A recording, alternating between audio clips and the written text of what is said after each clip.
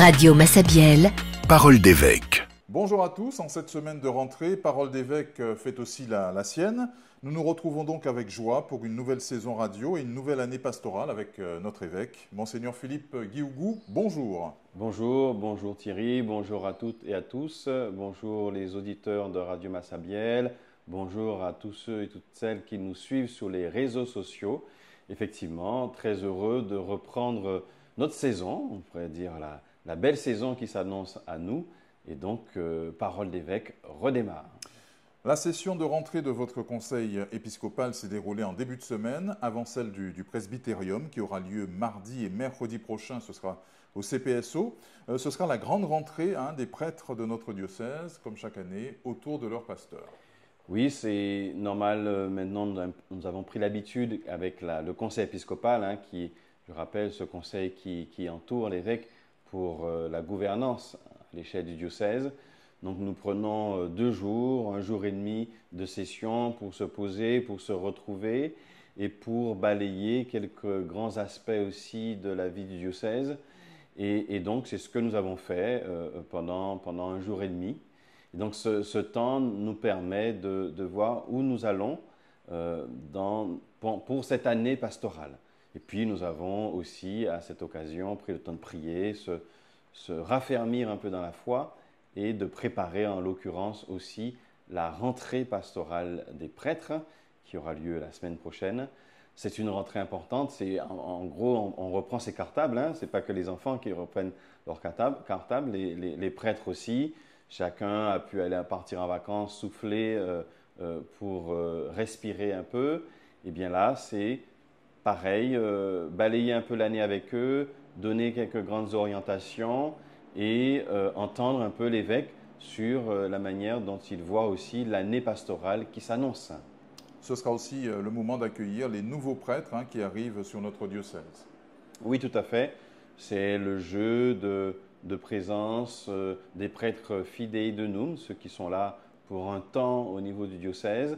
Donc, il y en a quelques-uns qui repartent parce qu'ils ont accompli ce temps de présence et cette belle mission au sein du diocèse et ils repartent donner à leur diocèse ce qu'ils ont reçu aussi et ce qu'eux-mêmes ils ont apporté dans le diocèse de Guadeloupe. Et nous avons quelques nouveaux prêtres, nouveaux visages, nouvelles figures de pasteurs qui vont nous rejoindre. Donc nous sommes dans une phase pour les accueillir, ce que nous allons faire la semaine prochaine. Et je lance d'ores et déjà l'appel aux fidèles d'accueillir avec joie ces nouveaux pasteurs qui vont arriver sur le diocèse. Cela veut dire qu'il y aura incessamment sous peu de nouvelles nominations, que tout ça sera précisé, affiné. Voilà, on a 2 vagues de nominations, celle de juillet qui est apparue déjà, et en fait celle de septembre qui arrivera à l'occasion de la session de rentrée des prêtres. À partir de là, j'annonce la 2e vague de nominations et la dernière, et donc cela sera publié très prochainement. Et en ce moment, parallèlement, vous mettez la dernière main à votre lettre de rentrée pastorale, dont la forme va quelque peu changer, mais le souci du fond demeure. Il s'agit toujours pour vous d'affiner vos orientations et surtout la feuille de route assignée à tous. Voilà, ça a été un peu mes exercices de l'été, de prendre le temps de réfléchir, mais finalement, j'ai plutôt appelé cela, et vous verrez, lettre de rentrée, pour dire qu'il y a une rentrée, que le diocèse fait sa rentrée, l'évêque fait sa rentrée, pasteur du diocèse, et donc cette lettre qu'on détaillera la semaine prochaine donne quelques points de ce qu'on a vécu pendant cette année pastorale précédente, mais surtout quelques points de fond, quelques orientations et quelques perspectives pour l'année prochaine. Cela me semble important de donner un peu cet aiguillon pour dire marchons ensemble, avançons, si je prends le parallèle de la dimension de la synodalité. Cette lettre pastorale de rentrée sera évidemment largement diffusée dès qu'elle aura été présentée aux prêtres mardi prochain. Voilà, c'est d'abord le lieu le plus important que pour moi de partager cette lettre avec mes collaborateurs les plus proches, à savoir les prêtres. Et donc, je commenterai, partagerai un peu plus théologiquement, un peu bibliquement cette lettre avec eux. Et à cette suite, elle sera tout de suite diffusée.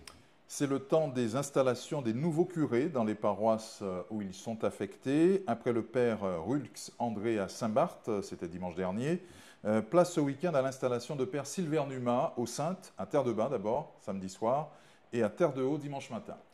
Voilà, cela me permet de comprendre le côté insulaire et surtout archipélique de notre diocèse, parce que vous imaginez bien la distance qu'il peut y avoir entre Saint-Barthélemy, où j'étais le week-end dernier pour effectivement l'installation, une belle installation du nouveau curé, le père Rulz, donc qui accueille des paroissiens qui accueillent un nouveau pasteur, donc ils auront aussi à connaître, mais qui va aussi guider la vie religieuse sur l'île.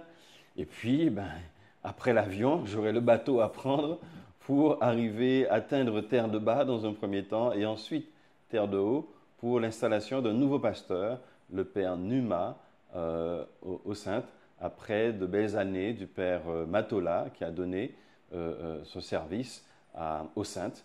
Et aussi sur Saint-Barthélemy, le père Évariste qui a donné aussi un certain nombre d'années. Donc des moments forts, des moments importants d'installation des nouveaux curés. Ces installations de nouveaux curés vont se poursuivre durant tout ce mois de septembre et même au-delà. Il est important de rappeler qu'un nouveau curé nommé dans une paroisse doit être officiellement installé par l'évêque ou son vicaire. Oui, c'est le droit canon qui le demande, c'est l'Église, pour signifier que, tout simplement par le rite, il professe la foi, il rappelle, on lui fait rappeler qu'il promet aussi obéissance à l'évêque et à ses successeurs. Il y a le rite du coup de l'installation et la remise de l'évangile. Il y a à la fin éventuellement la remise des clés. Donc tout cela sont des signes importants et forts qui disent qu'il y a à la fois une dimension liturgique pour asseoir une installation pastorale. Donc tout ça pour rappeler à travers la liturgie que finalement l'action pastorale que nous menons est d'abord gouvernée par le Seigneur qui nous installe, le Seigneur qui nous appelle, et donc l'Église le fait dans un cadre liturgique. En cette rentrée, Monseigneur, quel est votre message pour nos élèves, collégiens, lycéens, étudiants, sans oublier les personnels enseignants? J'ai envie de dire et m'appuyer sur l'année de l'espérance, avec cette année qui nous rappelle que l'espérance ne déçoit pas. C'est d'abord et surtout un message d'espérance que je lance aux jeunes, que je lance aux enfants, aux ados, aux étudiants.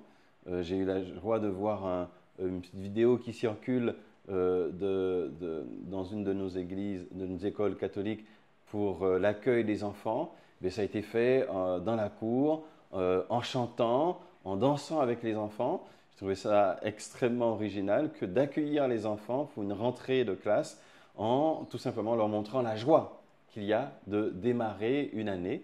Et donc que cette année, ils découvrent, notamment au sein de l'Église catholique et dans des écoles catholiques, que l'espérance ne déçoit pas et que le Christ les accompagne. Mais ce n'est pas uniquement dans le cadre des écoles catholiques, il y a les écoles publiques, tous ces lieux où les jeunes sont envoyés pour cette année scolaire. Donc je leur dis, tenez ferme, formez-vous, puisque nous avons besoin de jeunes formés, nous avons besoin de jeunes formés intellectuellement, nous avons besoin de jeunes qui vont du coup mettre cela en pratique dans la vie active, que ce soit dans le domaine plus intellectuel ou dans le domaine plus manuel.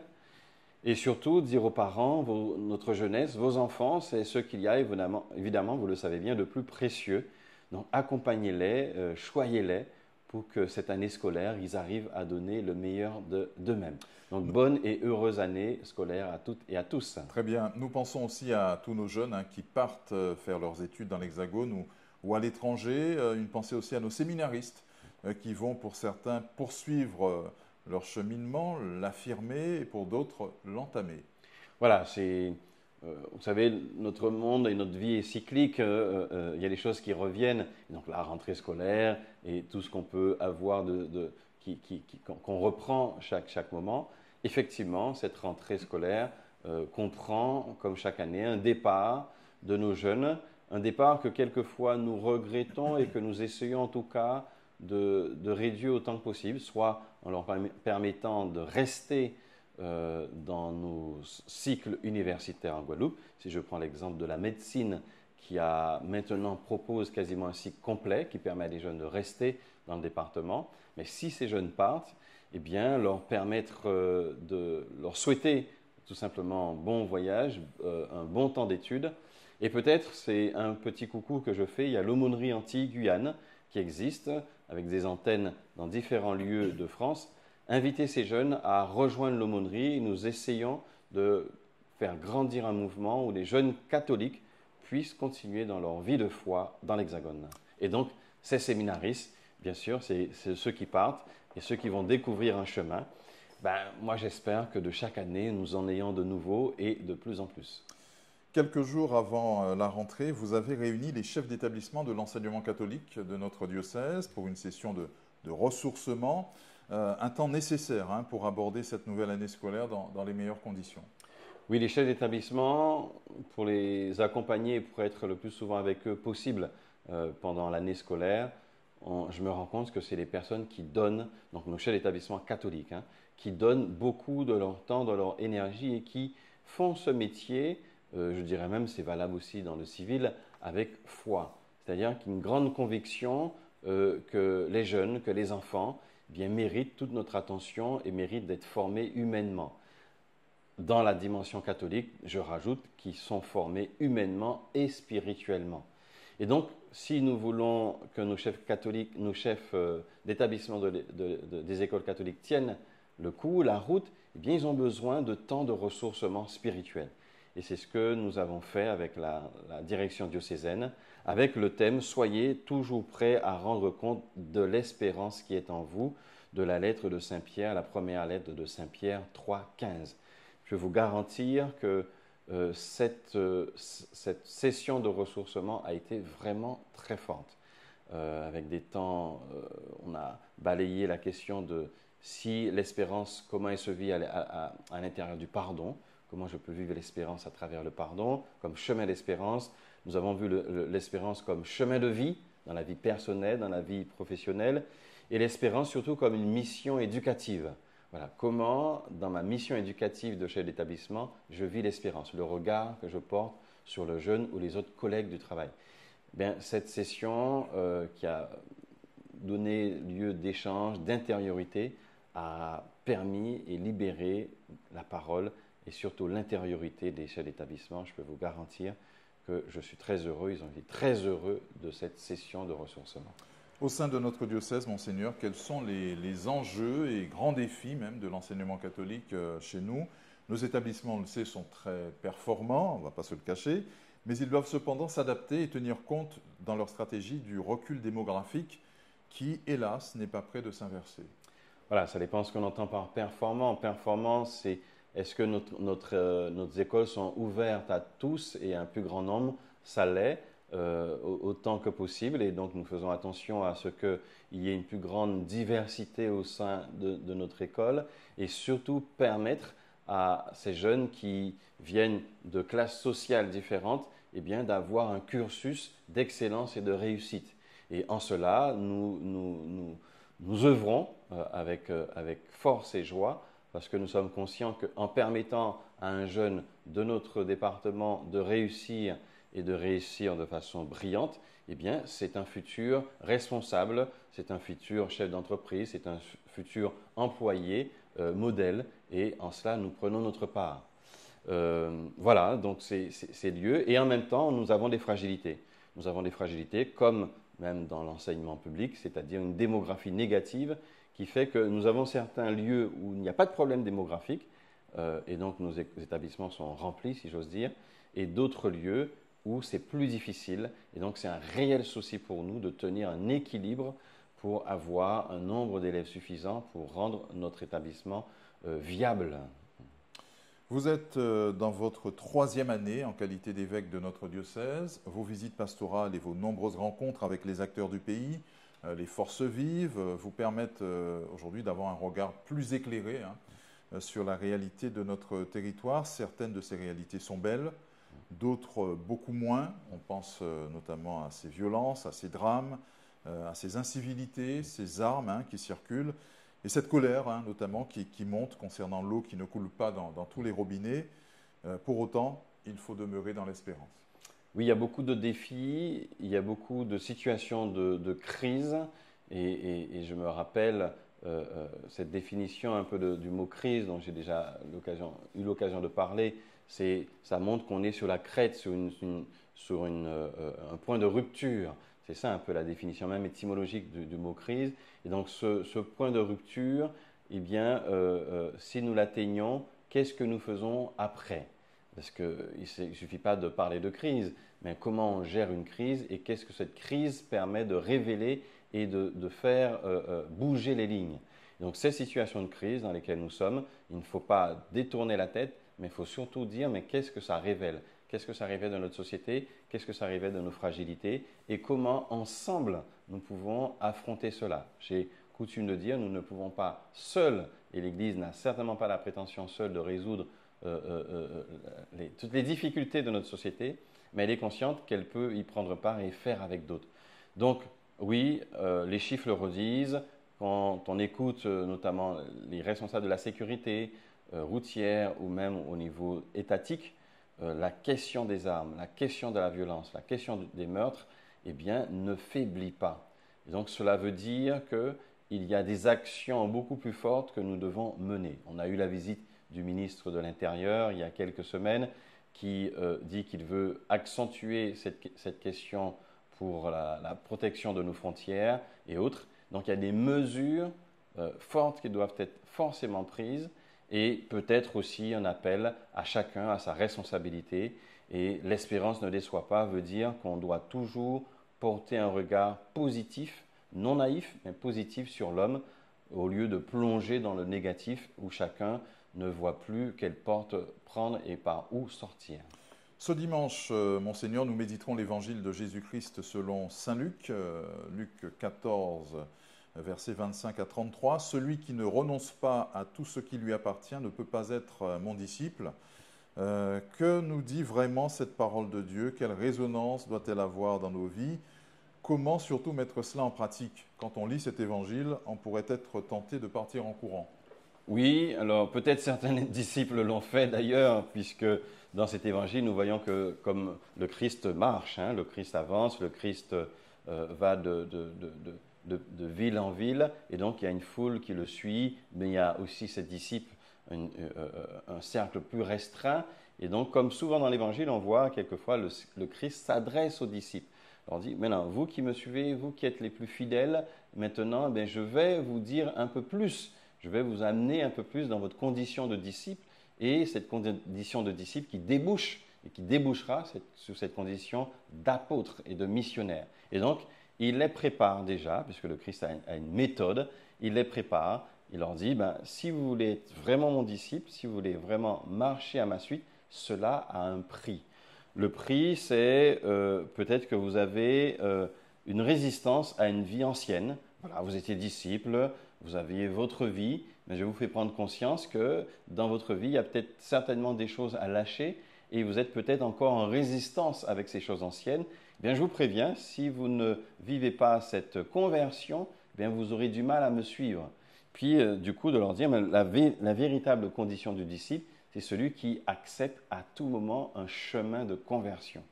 Et donc, c'est une manière de dire, le disciple véritable, c'est celui qui, à un moment donné, accepte que sa condition de disciple, pour suivre le Christ, a un prix, c'est de se convertir, de changer certaines choses dans sa vie, parce qu'il va découvrir la vérité de l'Évangile. Et en découvrant la vérité de l'Évangile, nous sommes du coup en face de nous-mêmes, en face de choses que nous ne pouvons plus vivre, accepter ou faire du domaine de l'éthique et tout autre.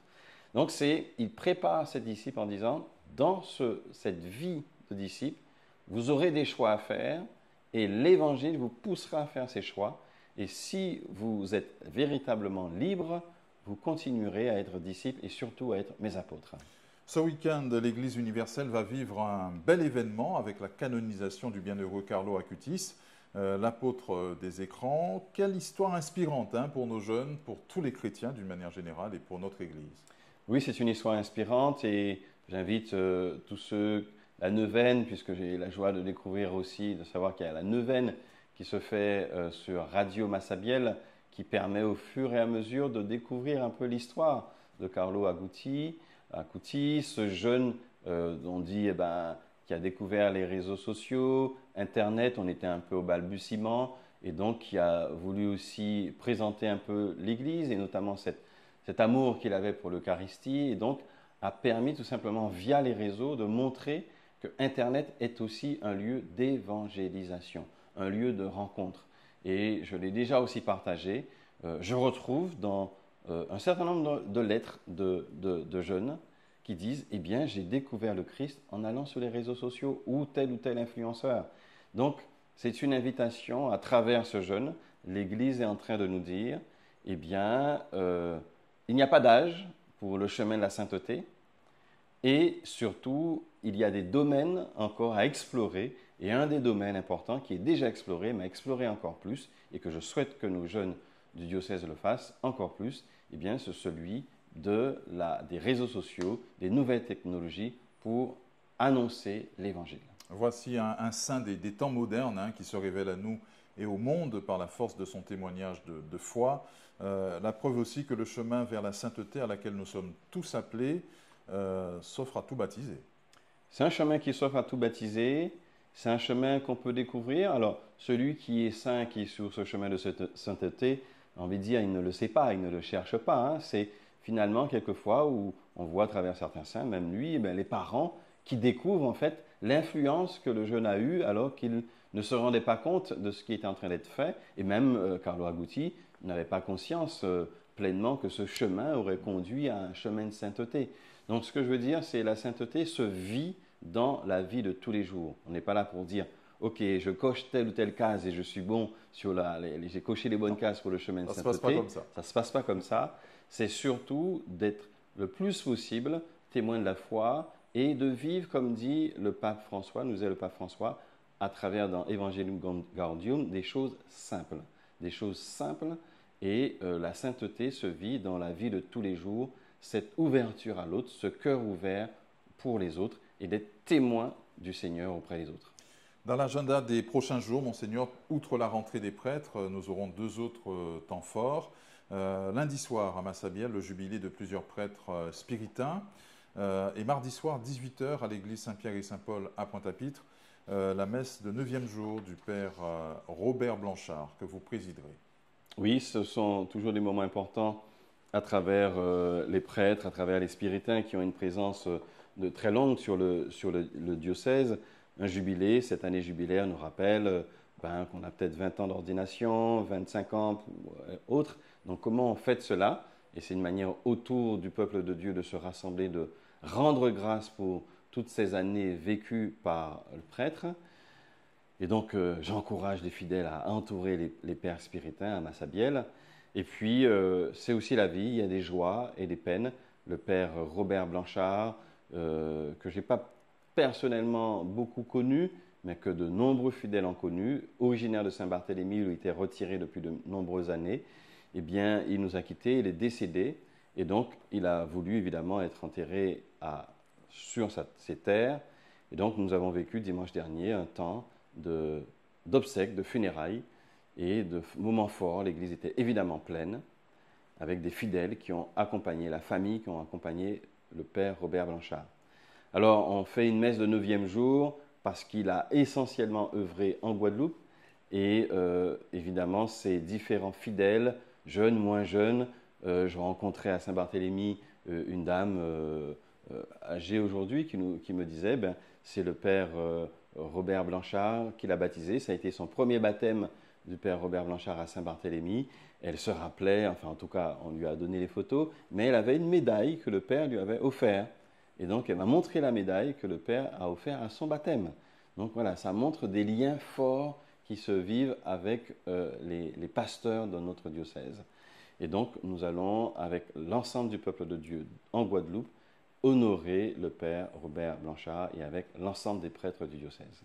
Nous terminons, Monseigneur, par votre prière et votre bénédiction. Voilà, une prière que je propose en ce début d'année, que j'oriente beaucoup autour des lycéens, des enfants de l'école, pour cette reprise d'année scolaire. Au nom du Père et du Fils et du Saint-Esprit, Amen. Seigneur, en ce temps de rentrée, nous te confions les enfants et les jeunes qui reprennent le chemin de l'école. Donne-leur la joie d'apprendre, la curiosité de découvrir et le courage d'avancer, même dans les moments difficiles. Bénis leurs enseignants et toutes les personnes qui les accompagnent, qu'elles trouvent patience, bienveillance et sagesse dans leur mission. Nous te confions aussi les parents, qui sachent encourager, soutenir et aimer sans se lasser, et qu'ils trouvent eux-mêmes force et paix dans les défis quotidiens. Seigneur, fais de cette année scolaire un chemin de croissance et d'espérance, où chacun découvre non seulement le savoir, mais aussi la fraternité, le respect et surtout la confiance en toi, Seigneur. Que Dieu Tout-Puissant nous bénisse et nous fortifie. Au nom du Père et du Fils et du Saint-Esprit. Amen.